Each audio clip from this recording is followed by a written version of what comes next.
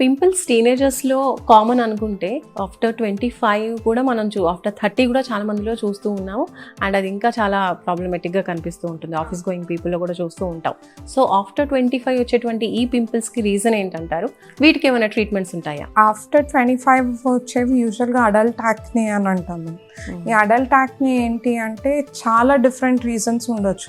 అది మనకి మామూలు బయట వచ్చే పొల్యూషన్, మనం రెగ్యులర్గా తిరిగే ఎన్విరాన్మెంట్లో ఉన్న పొల్యూషన్ కావచ్చు, మనం తింటున్న ఫుడ్ అంటే ఎక్కువ జంక్ తినడము, లేకపోతే ఎక్కువ చిప్స్, చీజ్ ఇట్లాంటివి తినడం, వాటి వల్ల కూడా రావచ్చు. లేకపోతే మనకి ఇంటర్నల్గా హార్మోనల్ ఇంబ్యాలెన్సెస్ అవుతూ ఉంటాయి ఉమెన్కి.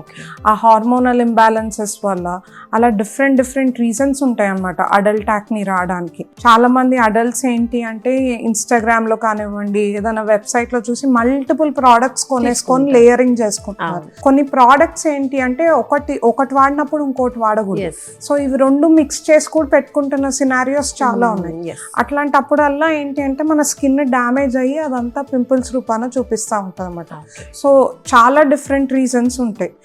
ఈ రీజన్స్ బట్టి మనం తగ్గట్టుగా ట్రీట్మెంట్ ఇచ్చుకుంటే ఖచ్చితంగా అడల్ట్ యాక్నే అన్నది మనం ట్రీట్ చేయొచ్చు.